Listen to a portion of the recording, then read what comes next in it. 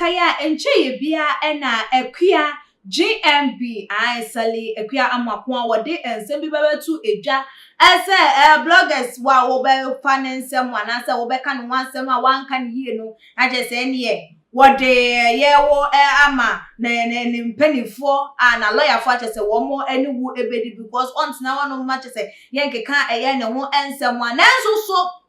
se wo pese ye beka ho asem na che se wo so onya ade bia ebe magana fo so be den ebeka na se wa dane da wo be ye bibia che se ebe man krofo aka dia na che se wa na wo pese ye kan ne ye den ye kan wa se na me kan dia kwa akosi eye sem na da na che se ye nim se de wo mayimu ye yi edabi edisi wodididi ye enkrofo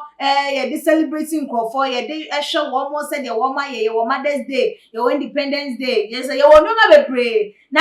da na che se 20th of June 2021 na che se ye Father's Day ye di edi ejanom wo mo modem bo a wo mo abo e wasasi eso wo mo wo ye a che se wo manje wo mo ma wo mo je ye nsusu a che se wo mo kaprempo anko awofo no honom wo mo nsusu a che se ne wo mo di wo mo eti edo mu a enya de mpo se wonyim ma ba ne nyim ye mpo no hu eja no anim na che se ni nyina no o mo nyina the fact say wo mo ye eja na wo mo ye fathers and as a potential fathers en kwa de na hu behia sem ye be celebrate wo mo na no ena Akua GMB san say ye kwasi ada na wo be kwa asori ntie ne otiti tutu mu makeup de wantwi bi no say ye Sunday makeup free and just sada no wantwi makeup na ni mfonyi a wode beto honum no eye 3-4 so anya ba ko wadane nanim ba ko wadane na chiche say sideways obi anhwe nyoma ne bie na ne wo mo enkanfo na wode kire no e no wo caption ye e wa say na caption no e na me ne de Ghana for di code nsem no a wo mu ne say wo ka bibi wodi bibi ye de etu nsani ani wo pese Ghana fo hunu se wo no nyoma bi wo hono ma wo no ana ye na ye papa Dr. Kwaku Oteng enya de se na sedi ana se nyoma bi wo hono ma otimi edi etu na me kai mo esel o cha de herbal center ene so yesen ema ye de adwumadie no eba ebebe so mo cha de esem bra na so ye eso na yare biara ye kwankwa ete wo so no wonyi emfa efri ho ema se ye asthma se ye diabetes say ye biemu nsusu oba wo pesa won wo ye huhu de honam de ni nyina no cha de e wo ho e de ema nti fa ne number na ene ne twetwe eye enkomo na me ba ensem no eso eno ene eni mfonyi no wo caption ye e wo ase na eno ena ma ene de Ghana for e kasa e wo ehwo say Happy Father's Day to this resilient lady. I might be a woman, but I have the genes of a male in me. Now what was so ebiemu eka say make a free kind of Sunday. Happy Sunday family and happy Father's Day to all mothers who double as fathers. We any yenen so much say what they to what come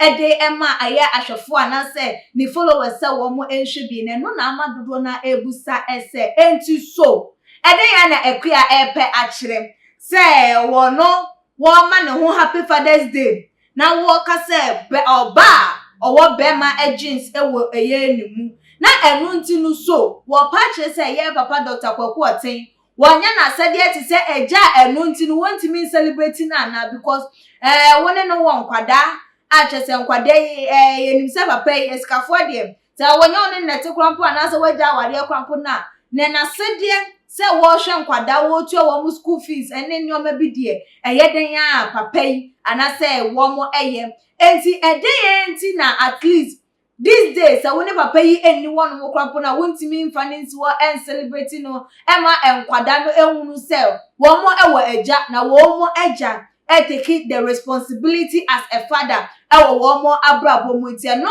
ena madodo na ka se caption a wode ema ni mfonyi no speak a lot watch and your memo go deep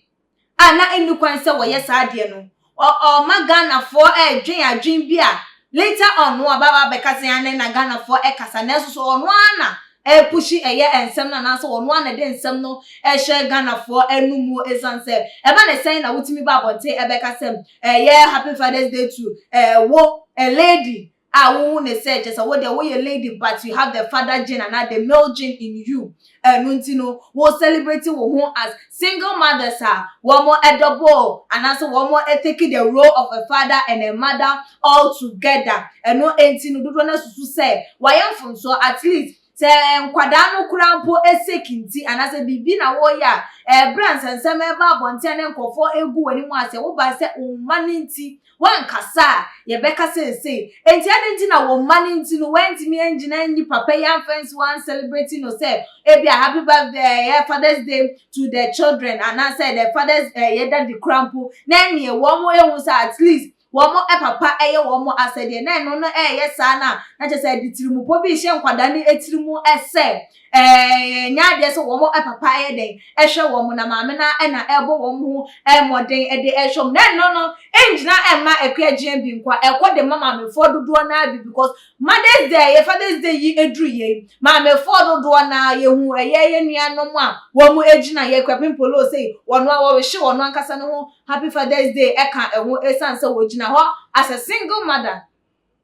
Just a wash a year ne ba. Enti say yes sir. Na a day and a year chere a year and kwadano. Sir and I was a year celebrity say a janu pono one taking a responsibility as a father compana. Yes though or no and I wore a year and kwadano. Enti say won't mean celebrating now. Enti a ban say na wo maame no wodu hu ejina ho a celebrity wo as a father. Yeah, single mothers now one celebrity one yeah Father's Day no. Was it right for them to do so? Now I said the Akua GMB a caption in the picture no na right and I was here for watching your fans and no anything. Fabra ever to eja too much in your comment section. Now like a videos not share or other social media platform and so ekeskapa any media. That's ne you son Eddie share every macam.